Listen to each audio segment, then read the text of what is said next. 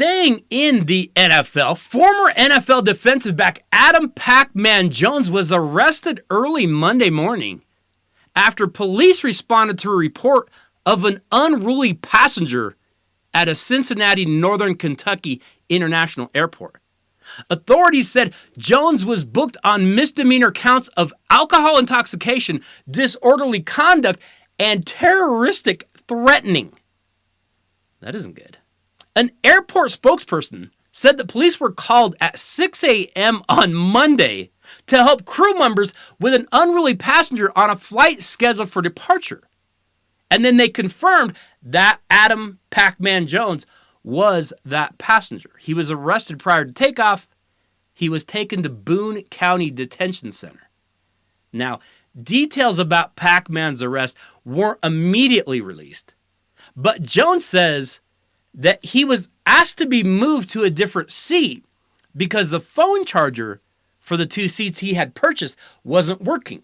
And then he was told that they would have to turn the plane around if he wouldn't, sit down and shut up. He vehemently denied being intoxicated, and he also rejected the terroristic threat allegations. But, the airplane crew, are they just making things up out of the air? Are they just pulling things and saying, oh yeah, I don't know, we just saw this guy, he asked for a different thing, and I don't know, we thought we'd get him arrested. It seems like maybe they didn't even know who he was. So everything about what Pacman is saying, I don't know if it holds that much water. Plus, we do know he has a little bit of a history of both drinking and of acting a fool.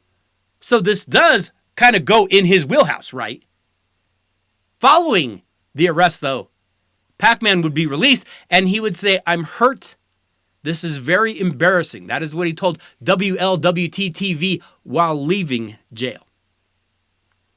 Did you hear what I said? Pacman said this incident was embarrassing. Embarrassing for Pacman Jones. Remember that this is the same human being that was arrested for spitting in the face of a stripper back in 2006. No, this is embarrassing.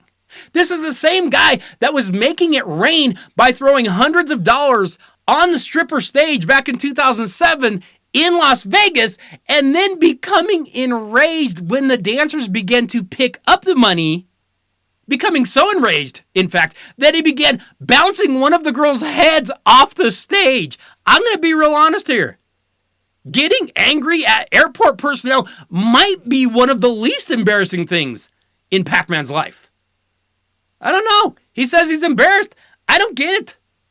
Dude needs to get his priorities straight because this is the least of what you've done, Pacman. Moving over to the NBA, we had a little bit of bad news this week. Houston Rockets guard Kevin Porter Jr. was arrested and charged with assault and strangulation after an incident at a New York hotel.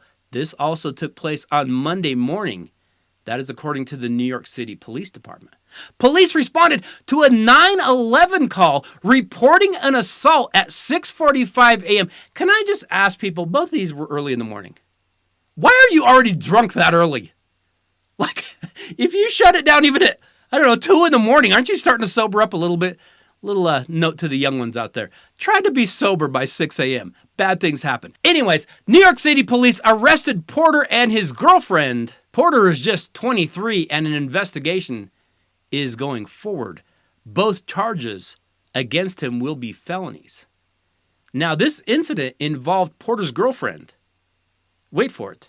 A former WNBA player, Kaiser Gondrezick, who actually played for the Indiana Fever.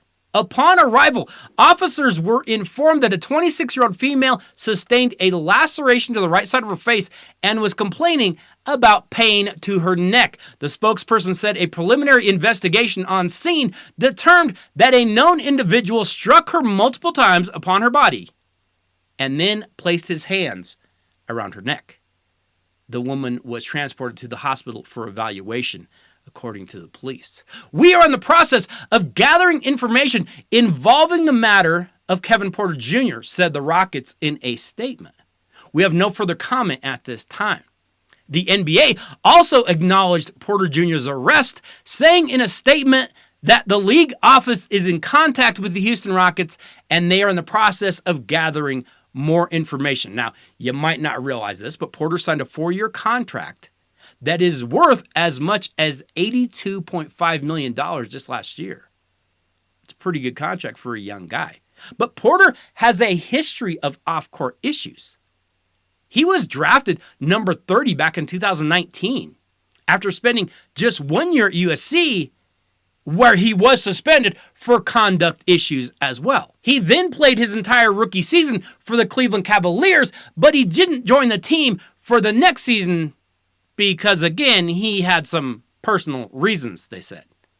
He was traded to the Rockets for a top 55 protected second-round pick in January of 2021. And that was after apparently this dude got in a shouting match with Cleveland team officials. Hey, let's be real clear. Mr. Porter clearly has some temper issues that he needs to address. But in all this whole story, am I the only one kind of surprised that this is a WNBA player involved? Is that just me? Also, that she seemed to be on the losing end of this. Like, that surprised me too. One, I was shocked. Guy dating WNBA player. I didn't even know they knew they existed. And two, she lost, apparently. Kind of shocking, at least to me. That was a bit of a surprise. But the other thing that stands out about this whole situation is how much the NBA actually pimps the WNBA. Hey, watch the WNBA. It's great. Hey, are you watching the WNBA yet? Hey, why aren't you watching the WNBA? It's so good. They're always trying to convince us to watch it. Meanwhile, their own players are literally choking the WNBA out. Does this strike anyone as being maybe like a tiny bit hypocritical? Maybe the NBA needs to have some new slogans on their warm-ups. Remember they were putting slogans on their warm-ups and on the courts? They had like warm-ups saying, say her name.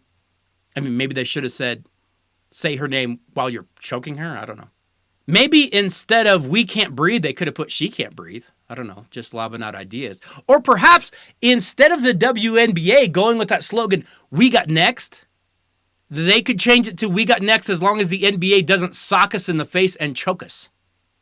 But NBA, go ahead and feel free to keep preaching to us about how we should watch the WNBA while your players are literally choking them out. No, you're doing well there. It's all working.